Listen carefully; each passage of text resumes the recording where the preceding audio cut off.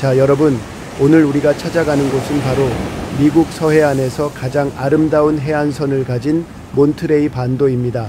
태평양의 푸른 바다가 끝없이 펼쳐지고 바위 위로 부딪히는 하얀 파도와 해안선을 따라 굽이치는 도로, 그리고 고요한 만과 사이프러스 나무들이 어우러져 한 폭의 풍경화를 만들어내는 곳이죠. 그런데 여러분, 이 아름다운 곳이 단순한 관광지가 아니라 미국 서부 역사 속에서 아주 중요한 의미를 가진 도시라는 사실 알고 계셨나요? 먼 옛날 이곳은 스페인의 땅이었습니다. 지금의 캘리포니아 전역이 그러했듯 몬트레이도 스페인 탐험가들이 건너와 선교소를 세우고 원주민들을 가르치며 가톨릭 문화를 전파하던 지역이었지요.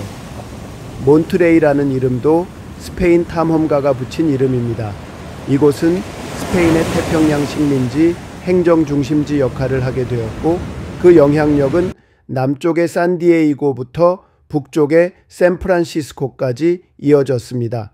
그러다가 시간이 흘러 스페인으로부터 멕시코가 독립을 하게 됩니다. 그러자 몬트레이는 자연스럽게 멕시코의 땅이 되죠. 그리고 중요한 사실 하나, 바로 이 몬트레이가 멕시코 시절 캘리포니아의 수도가 됩니다. 즉, 이곳은 행정과 문화, 군사의 중심지로 자리매김한 것입니다. 하지만 평화는 오래가지 않았습니다. 미국과 멕시코 사이의 갈등은 결국 전쟁으로 이어졌고, 그 과정에서 미국 군함이 태평양을 건너 이곳 몬트레이 해안에 정박하게 됩니다. 그리고 이곳에 미국 국기가 처음으로 올라가면서 몬트레이는 미국령이 되는 순간을 맞이하게 된 거죠.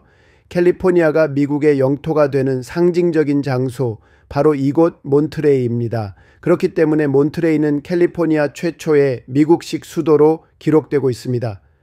지금도 다운타운을 걸어보면 그 당시의 공공 건물들이 거의 그대로 보존되어 있습니다. 법원, 행정청, 옛 감옥, 그리고 선교소까지 한 걸음 한 걸음이 살아있는 역사입니다. 그리고 이곳의 독특한 풍경 하나, 바로 맥도날드 간판도 다른 색이라는 사실입니다. 세계 모든 곳에서 흔히 보는 노란색 M자 간판의 더 맥도날드 햄버거 가게도 이곳 몬트레이에서는 진밤색 M자로 바뀌어 있습니다. 그만큼 역사와 자연 경관을 해치지 않기 위한 지역 규제가 엄격하다는 뜻이죠. 자연을 존중하고 옛것을 지키는 이곳 사람들의 마음을 느낄 수 있는 대목입니다. 이렇게 몬트레이는 단지 예쁜 관광지가 아니라 스페인과 멕시코, 그리고 미국을 잇는 역사적 경계선이자 캘리포니아 근대사의 출발점이라고 할 수 있습니다. 몬트레이 반도는 역사와 자연, 해양 생태, 예술이 조화를 이루는 여행지로 다양한 테마의 관광지를 품고 있습니다. 첫 번째 유명한 관광지로는 캐너리 로우 골목입니다. 한때 정어리 통조림 공장이 줄지어 있던 거리입니다. 20세기 초중반 몬트레이는 정어리 산업의 중심지였고, 공장 굴뚝마다 연기가 솟고 노동자들이 북적이던 곳이었죠. 그러나 정어리 자원이 고갈되면서 거리는 쇠퇴했고, 이후 재개발을 거쳐 지금은 레스토랑, 상점, 갤러리, 박물관이 늘어선 관광 명소로 탈바꿈했습니다. 이곳은 소설가 존 스타인백의 작품 캐너리 로우의 배경이 되기도 했습니다. 몬트레이 베이 아쿠아리움, 우리말로는 수족관입니다. 해양 생태계를 체험하고 배울 수 있는 세계적인 수족관입니다. 특히 거대한 수조에서 우아하게 헤엄치는 해양 생물들, 해파리의 몽환적인 움직임, 그리고 해달의 귀여운 모습은 어린이부터 어른까지 모두에게 인기가 많습니다. 태평양 해안 생태계를 재현한 이 아쿠아리움은 보존과 교육의 상징으로 여겨지며 전 세계에서 관람객들이 찾아오는 명소입니다. 태평양의 바닷바람이 불어오는 몬트레이의 해안, 이곳은 한때 정어리 통조림 공장이 빽빽하게 들어서고 기계 소리와 어부들의 고함 소리가 끊이지 않던 바다의 노동 현장이었습니다. 그리고 바로 그곳, 그 바닷가, 거리의 고단한 삶과 정직한 노동자들의 이야기를 세상에 알린 한 사람이 있었으니 그의 이름은 존 스타인백입니다. 존 스타인백은 인근 도시 살리너스에서 태어나고 자랐습니다. 그가 본 살리너스 계곡은 넓은 들판과 가난한 이민자들의 노동이 깃든 땅이었고 몬트레이는 언제나 바닷내음 가득한 생생한 삶의 무대였습니다. 그는 어릴 때부터 자연과 인간 그리고 그 둘 사이에서 벌어지는 갈등과 사랑, 고통과 연민을 깊이 있게 바라보는 시선을 키워갔습니다. 성인이 되어 작가가 된 스타인백은 이웃 도시 몬트레이를 자주 찾았습니다. 그에게 몬트레이는 단순한 관광지가 아니었습니다. 그곳은 정어리 공장에서 일하던 노동자들, 작은 바발에서 하루를 마무리하던 이웃들, 가난과 희망이 뒤엉킨 현실의 무대였습니다. 그래서 그는 자신의 소설 속에 이 몬트레이를 그대로 담았습니다. 캐너리 로우라는 작품에서 그는 당시 이 거리에서 살아가던 사람들의 희로애락을 진솔하게 그렸고 그곳은 더 이상 산업화의 한 장면이 아니라 사람 사는 이야기로 바뀌게 됩니다. 당시만 해도 바닷가 거리에서 마주치는 한 사람은 그냥 지나가는 노동자일 뿐이었지만 스타인백의 글 속에서는 그들 하나하나가 주인공이 되었습니다. 말은 서툴러도 마음은 따뜻한 그들, 삶은 고단하지만 우정을 나누는 그들, 그 평범한 사람들의 이야기가 그의 소설 속에서 아름답게 살아 숨 쉬게 된 것입니다. 몬트레이의 캐너리 로우를 걸어보면 지금도 그 흔적이 남아 있습니다. 거칠고 투박하지만 정겨운 그 거리엔 어딘가 스타인백의 등장인물이 막 길모퉁이에서 걸어 나올 것만 같은 기분이 들기도 하지요. 그리고 근처 살리너스에 가면 그의 생가와 함께 스타인백 박물관이 있습니다. 거기에는 그가 남긴 필기노트, 사진, 옛 타자기, 심지어 그의 여행한 캠핑카까지 보존되어 있어 작가로서의 여정뿐 아니라 인간으로서의 따뜻한 면모도 엿볼 수 있습니다. 그의 이야기는 늘 사람 중심이었습니다. 화려한 영웅이나 전쟁의 역사보다 그는 보통 사람들의 눈물과 웃음을 그리고 이 땅을 살아가는 서민의 목소리를 세상에 알리고 싶어 했습니다. 그래서 몬트레이와 살리너스는 단순한 도시가 아닙니다. 그곳은 존 스타인백이라는 작가의 심장과 시선이 머물렀던 문학의 고향이자 우리 모두의 이야기 한 페이지가 시작되는 곳입니다. 푸른 태평양과 절벽이 어우러진 환상의 해안도로 몬트레이의 17마일 드라이브는 그 자체로 하나의 거대한 그림입니다. 그 길을 따라 달리기 시작하면 마치 시간과 공간이 천천히 흐르는 듯한 기분이 듭니다. 도시의 소음은 점점 멀어지고 바람소리와 파도소리만이 동행이 되어줍니다. 도로 초입에는 고요한 사이프러스 나무 숲이 펼쳐지고 언덕을 넘으면 잔디와 소나무가 어우러진 골프장이 눈앞에 나타납니다. 이곳이 바로 세계에서 가장 아름다운 골프 코스로 꼽히는 페블비치 골프 링크스입니다. 푸른 잔디 너머로 부서지는 파도가 보이는 이곳은 골프를 치지 않아도 충분히 감동을 느낄 수 있는 풍경입니다. 도로를 따라 달리다 보면 태평양을 향해 외롭게 서 있는 한 그루의 나무를 만나게 됩니다. 몬트레이 사이프러스 나무 중에서도 가장 상징적인 존재 론 사이프러스입니다. 수백 년간 바람과 비, 파도에 맞서며 절벽 위를 지키고 있는 이 나무는 마치 이 지역의 수호신처럼 느껴지지요. 많은 이들이 이 나무 앞에서 사진을 찍으며 그 고독하고도 아름다운 자태에 감탄을 금치 못합니다. 어느 순간 도로 옆에는 바위 위에 누워있는 바다사자 무리와 물살을 가르며 헤엄치는 해달들이 보입니다. 때로는 고래가 지나가는 모습을 운 좋게 만날 수도 있지요. 이 해안은 단순한 관광지를 넘어서 살아있는 바다 생태계의 무대이기도 합니다. 고급 저택과 리조트들이 나타나고 해변을 따라 마치 그림처럼 자리 잡은 하얀 모래사장이 시야를 채웁니다. 특히 버드록이라 불리는 바위섬 근처에는 수많은 바다새들과 해양동물들이 서식하고 있어 마치 자연 다큐멘터리 속으로 들어온 듯한 느낌을 줍니다. 중간중간 자동차를 세우고 산책길로 내려가 보면 푸른 바다 위로 솟구치는 물보라와 바위 사이로 파도가 부딪히는 장면이 눈앞에 펼쳐집니다. 가족, 연인, 친구들과 함께 걷기에 좋은 이 길은 마치 명상하듯 조용히 자연과 대화할 수 있는 순간을 만들어줍니다.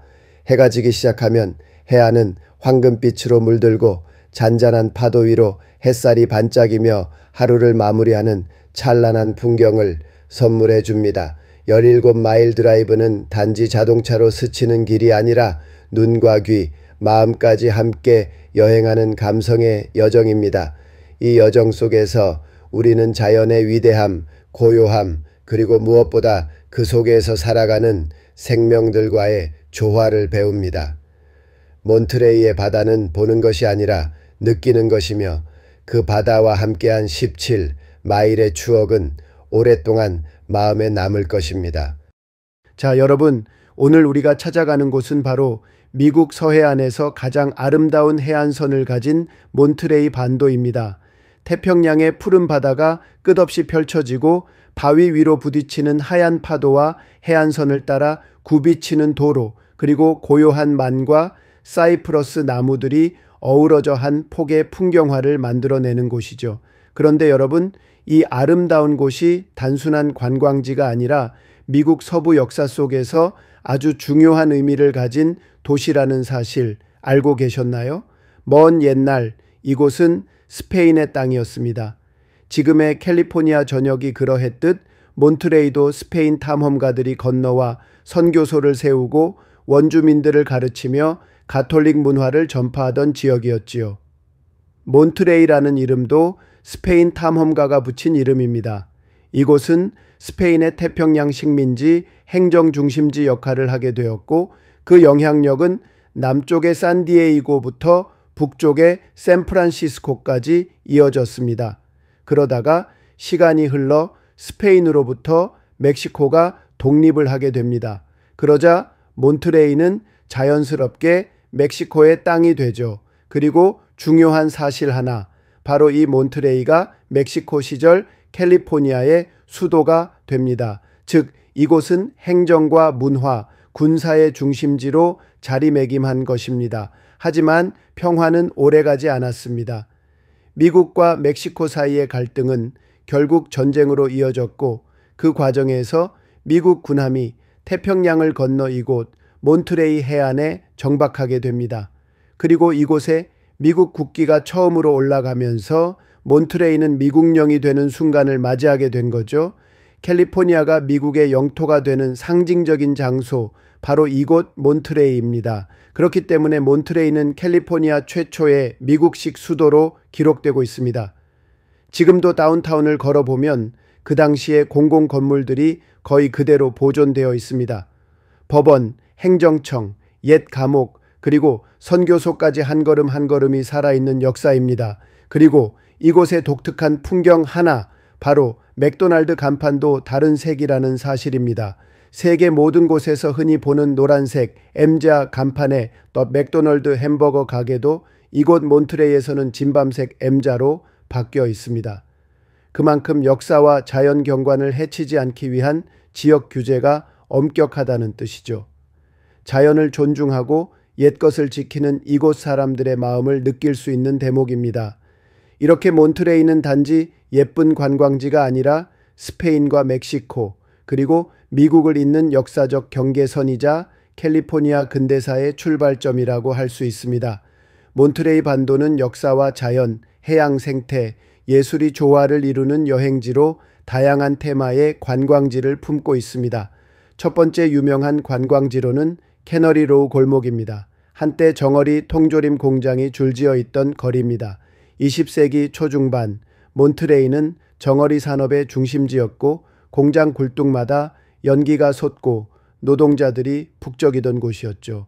그러나 정어리 자원이 고갈되면서 거리는 쇠퇴했고 이후 재개발을 거쳐 지금은 레스토랑, 상점, 갤러리, 박물관이 늘어선 관광 명소로 탈바꿈했습니다.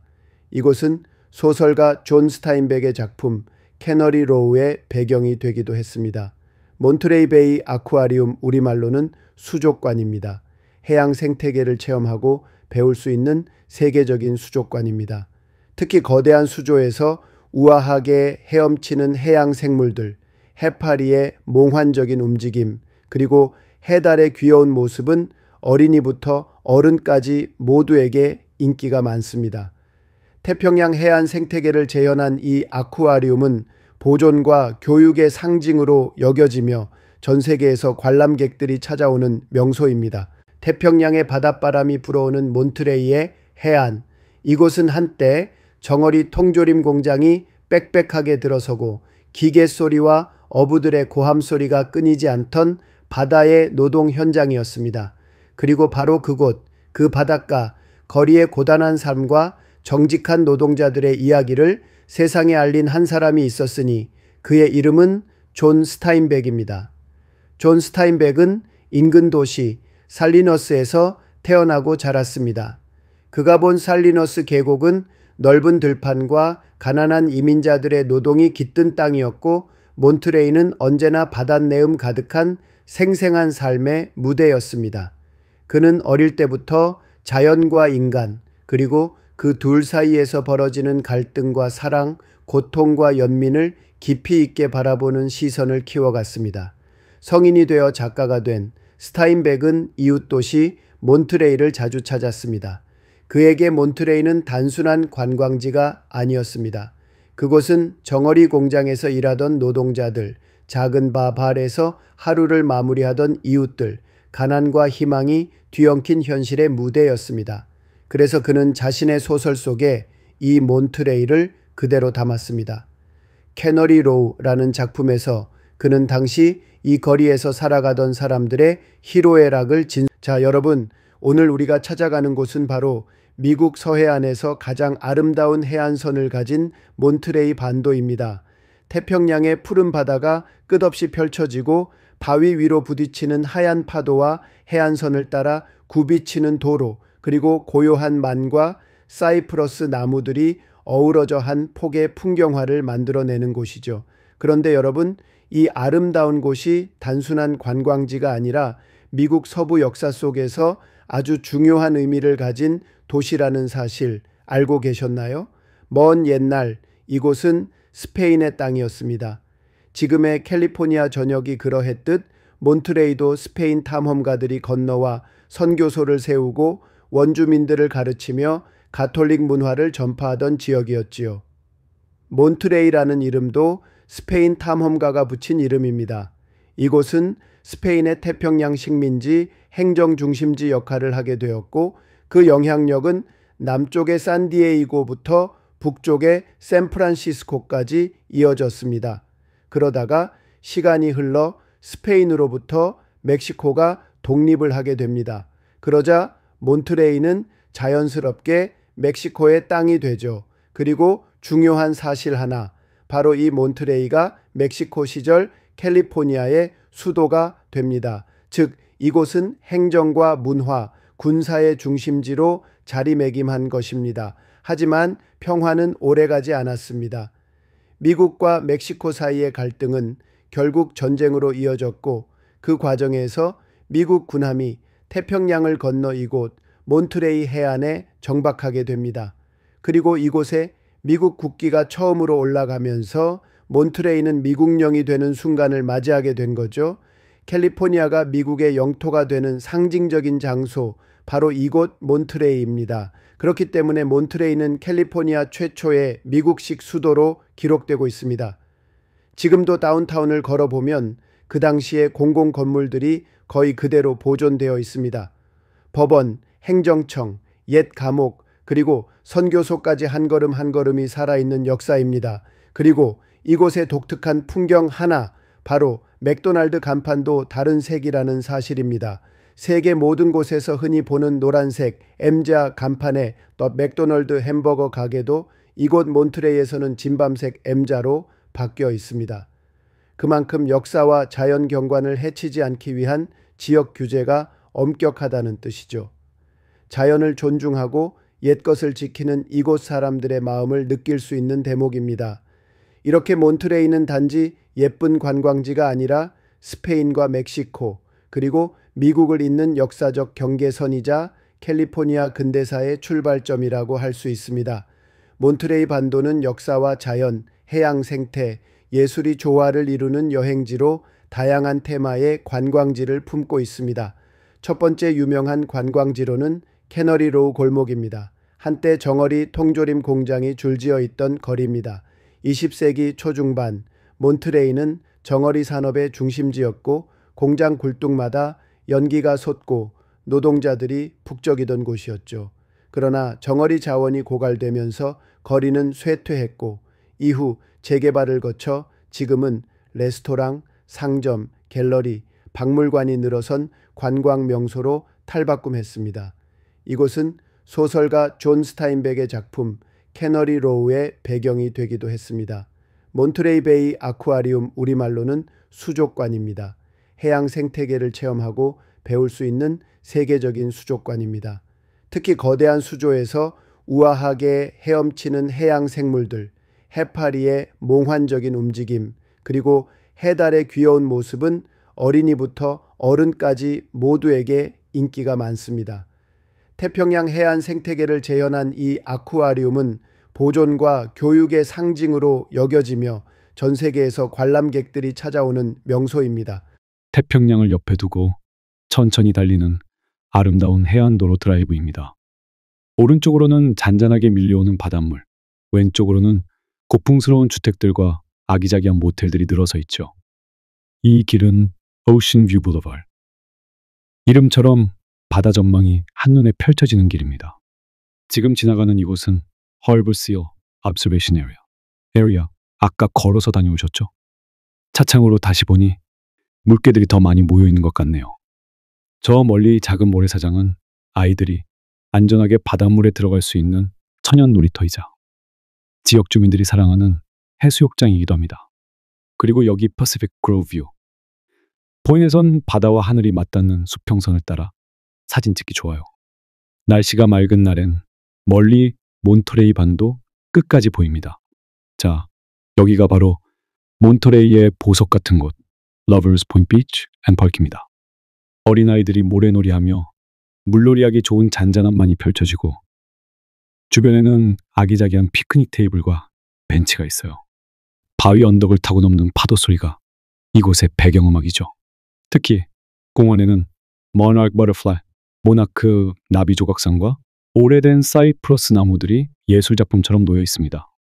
겨울이면 실제로 이곳에 수천 마리의 나비가 날아와 나무에 매달리는 장관도 펼쳐지죠. 이제 보이는 곳은 폴리 클래스 메모리얼 벤치, 지역 주민들의 기억 속에 남은 어린 소녀를 기리는 벤치입니다. 벤치에 앉아 바라보는 태평양의 풍경은 묵직한 감성과 함께 고요함을 안겨줍니다.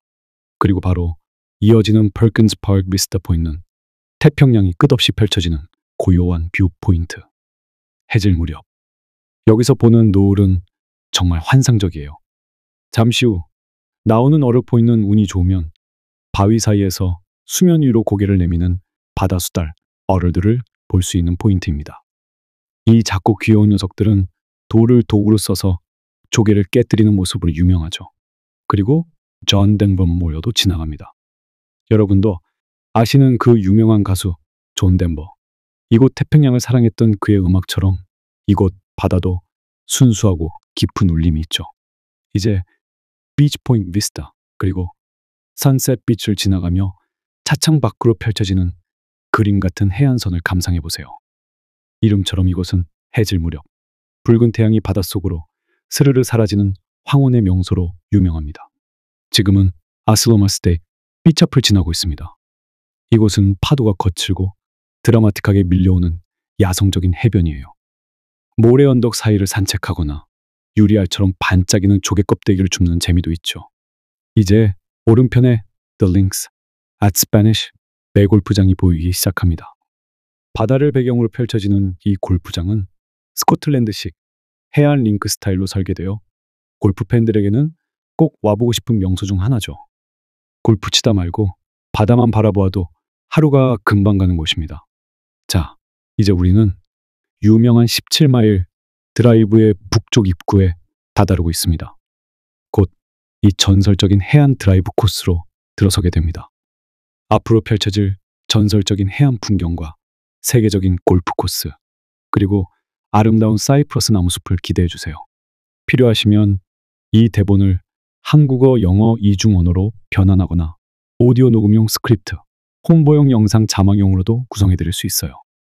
어떤 형태로 활용하실 예정이신가요?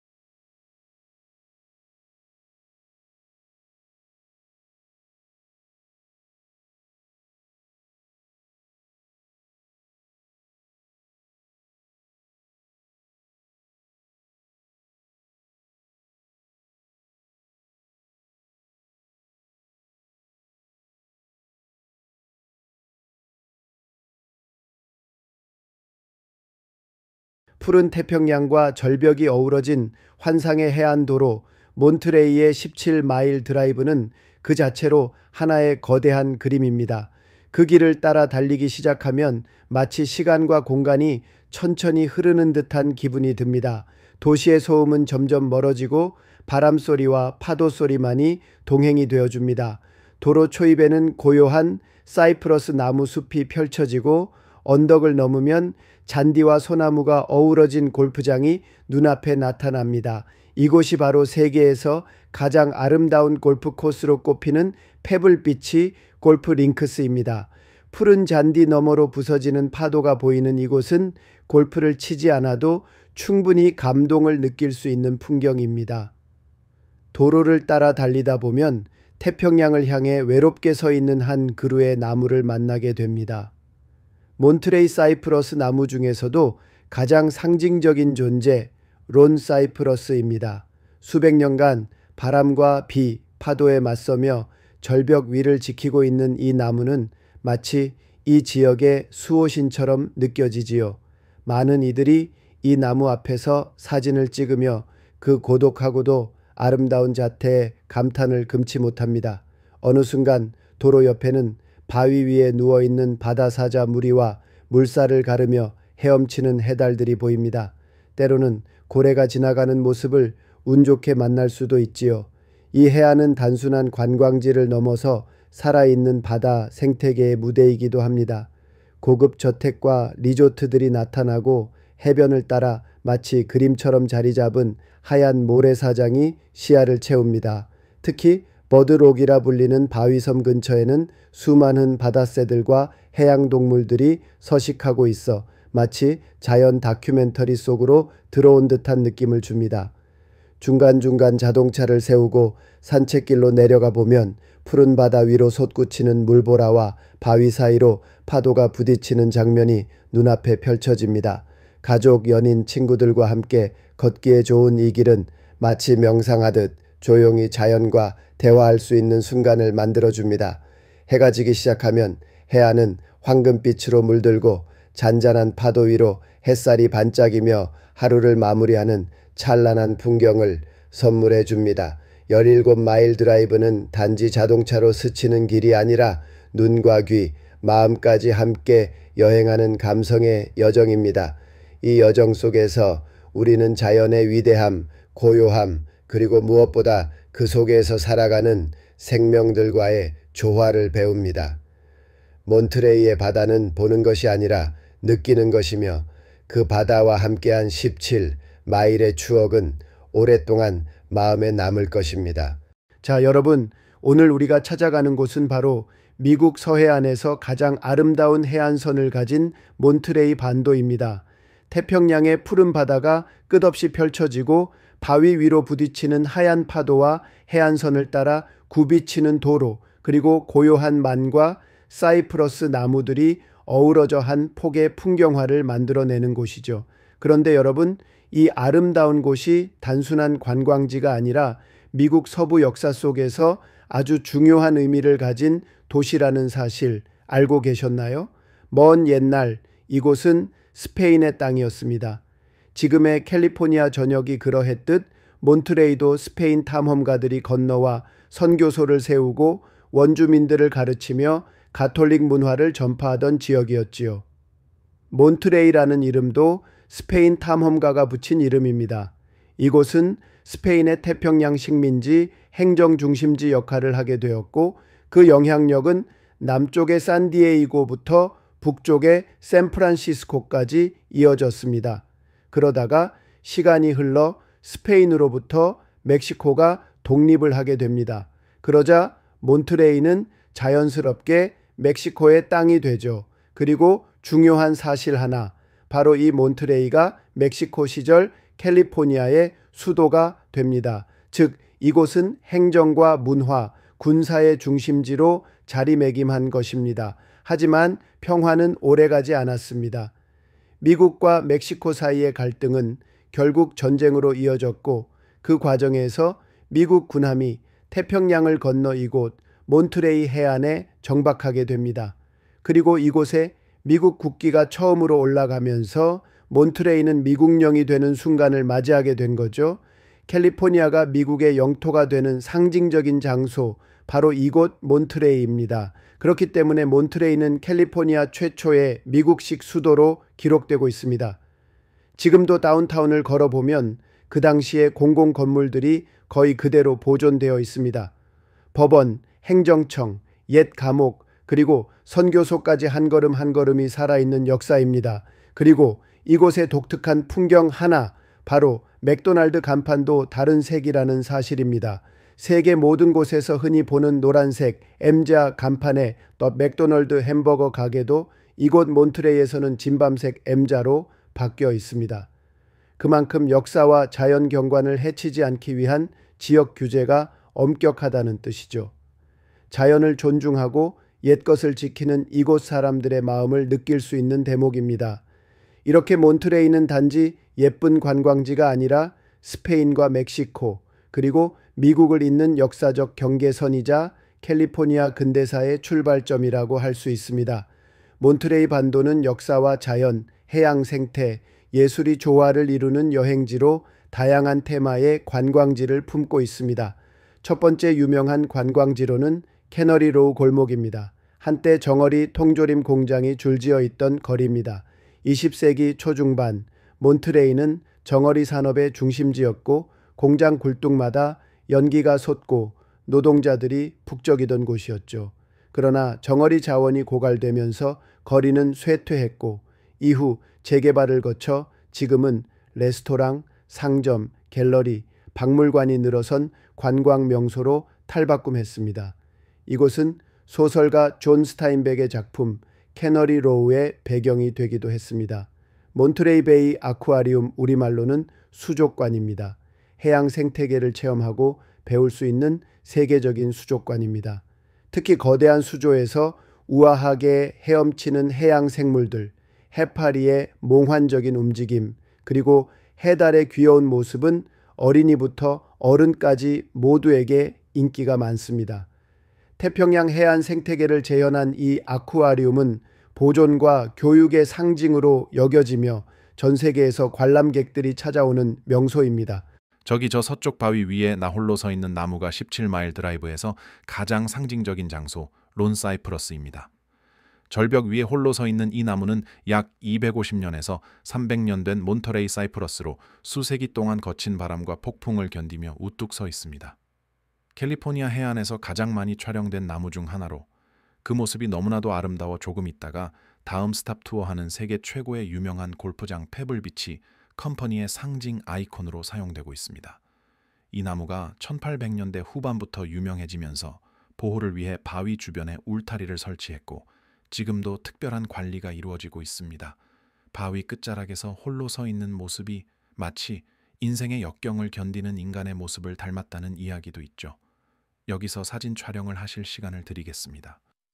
이곳에서 바라보는 태평양의 풍경도 놓치지 마세요. 여기 다음으로 우리가 지나가면서 볼 수 있는 거는 사이프러스 나무들이 바다 소금 바다에 견디지 못해 옷을 홀랑 먹고 죽어가는 귀신들의 나무다 해서 붙여진 이름 고스트 추리를 보면서 세계 최고의 골프장 페이블빛이 골프링크에 도착할 겁니다.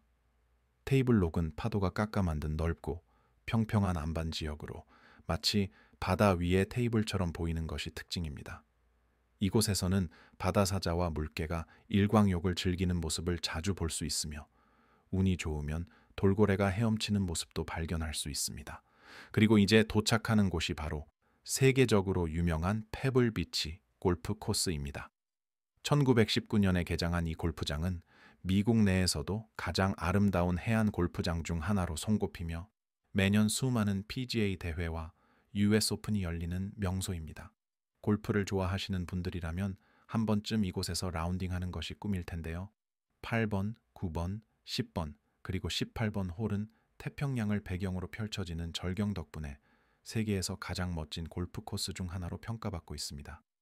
이곳 클럽하우스에는 레스토랑과 기념품 숍도 있으니 잠시 들러서 둘러보는 것도 추천드립니다.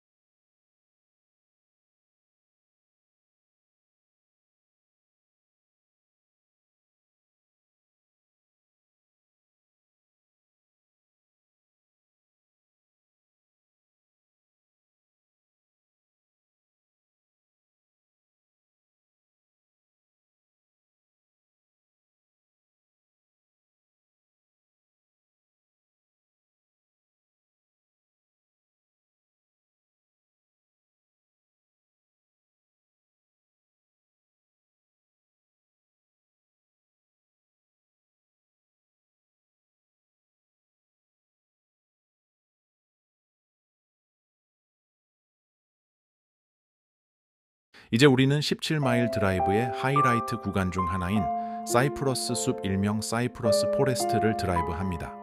이곳의 몬터레이 사이프러스는 전 세계에서 단 2곳에서만 자생하는 희귀한 나무로 강한 해풍과 거친 기후 속에서도 생명력을 유지하는 신비로운 모습이 인상적입니다. 나무의 가지가 바람에 의해 한쪽 방향으로만 휘어진 모습이 마치 예술 작품처럼 보이죠. 이곳에 서식하는 몬터레이 사이프러스는 모두 수백 년 된 고목들로 오랜 세월 동안 바람과 안개를 견디며 살아왔습니다. 미국에서도 이곳에서만 볼 수 있는 특별한 자연유산이니 여러분 핸드폰에 잘 찍어가세요. 저기 저 서쪽 바위 위에 나 홀로 서 있는 나무가 17마일 드라이브에서 가장 상징적인 장소 론사이프러스입니다. 절벽 위에 홀로 서 있는 이 나무는 약 250년에서 300년 된 몬터레이 사이프러스로 수세기 동안 거친 바람과 폭풍을 견디며 우뚝 서 있습니다.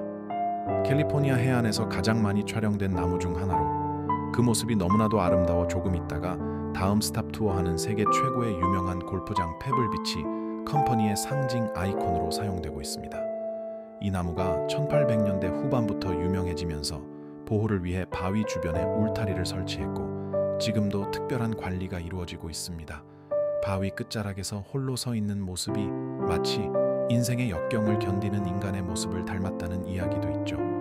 여기서 사진 촬영을 하실 시간을 드리겠습니다. 이곳에서 바라보는 태평양의 풍경도 놓치지 마세요. 여기 다음으로 우리가 지나가면서 볼 수 있는 거는 사이프러스 나무들이 바다 소금 바다에 견디지 못해 옷을 홀랑 먹고 죽어가는 귀신들의 나무다 해서 붙여진 이름 고스트 추리를 보면서 세계 최고의 골프장 페이블비치 골프링크에 도착할 겁니다.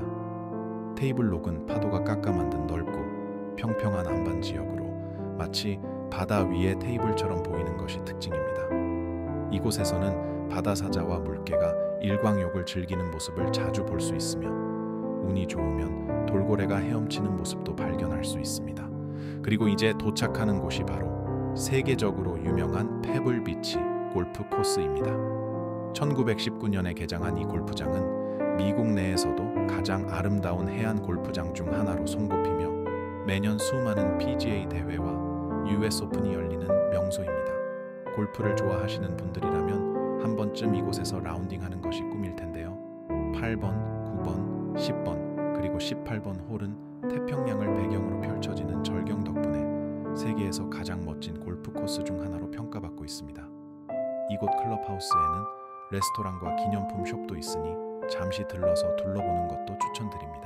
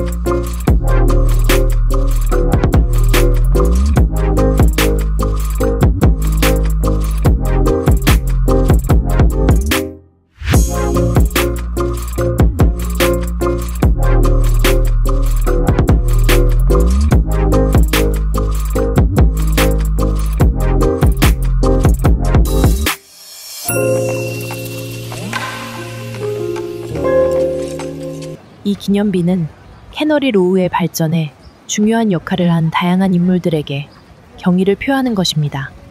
이 바위 위에 자리 잡은 중심 인물은 노벨상 수상 작가인 존 스타인백입니다. 그는 소설 캐너리 로우에서 이곳을 문학적으로 불멸의 공간으로 만들었습니다.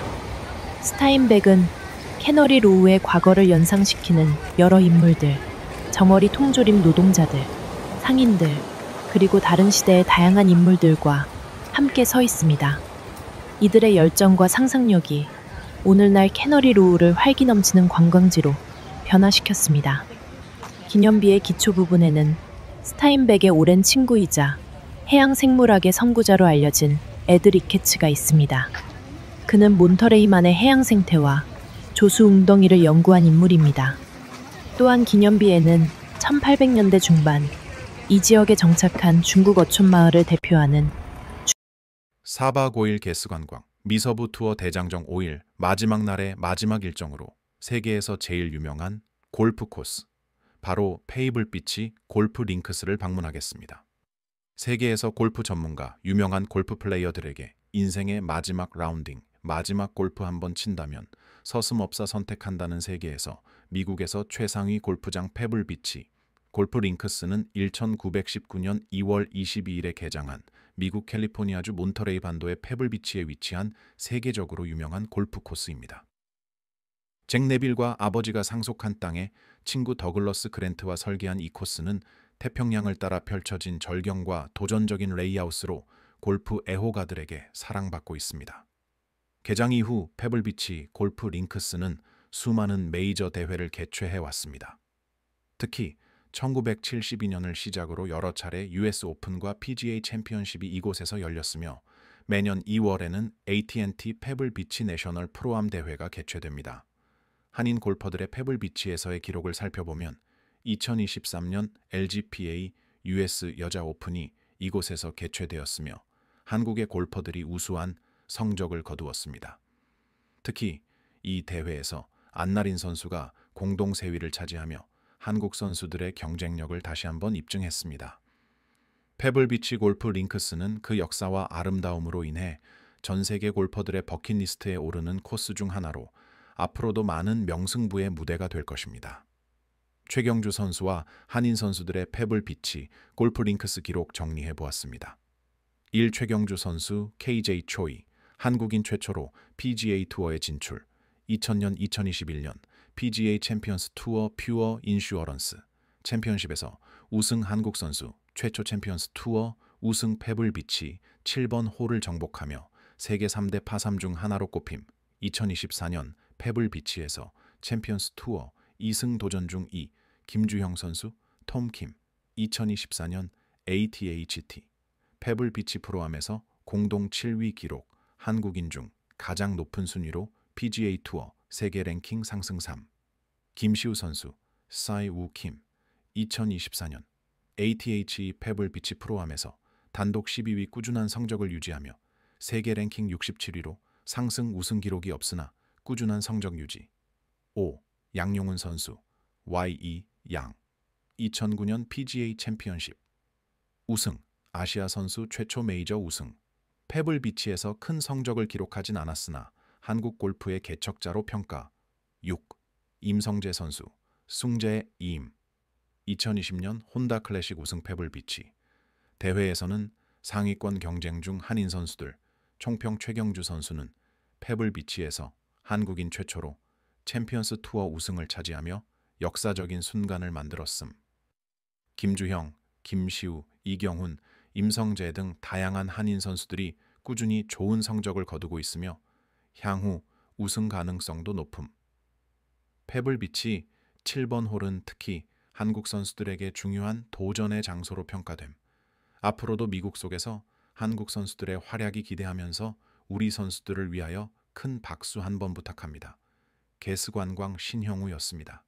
4박 5일 개스관광 미서부 투어 대장정 5일 마지막 날의 마지막 일정으로 세계에서 제일 유명한 골프 코스, 바로 페이블비치 골프 링크스를 방문하겠습니다.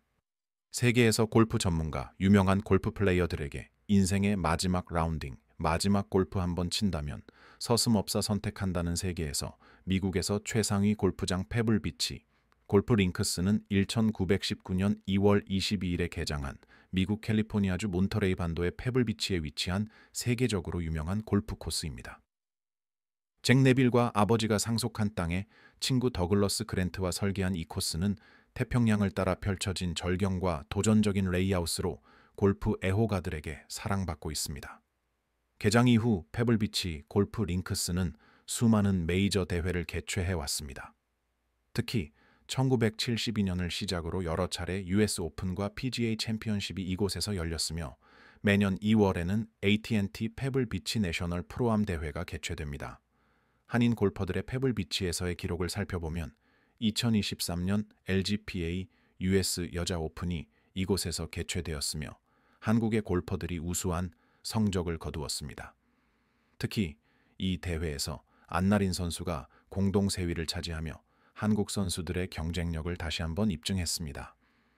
페블비치 골프 링크스는 그 역사와 아름다움으로 인해 전 세계 골퍼들의 버킷리스트에 오르는 코스 중 하나로 앞으로도 많은 명승부의 무대가 될 것입니다.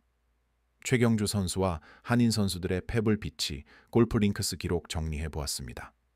1. 최경주 선수 KJ 초이, 한국인 최초로 PGA 투어에 진출, 2000년-2021년 PGA 챔피언스 투어 퓨어 인슈어런스 챔피언십에서 우승 한국 선수, 최초 챔피언스 투어 우승 페블비치 7번 홀을 정복하며 세계 3대 파3 중 하나로 꼽힘, 2024년 페블비치에서 챔피언스 투어 2승 도전 중 2, 김주형 선수, 톰킴, 2024년 ATAGT 페블비치 프로암에서 공동 7위 기록, 한국인 중 가장 높은 순위로 PGA 투어 세계 랭킹 상승 3.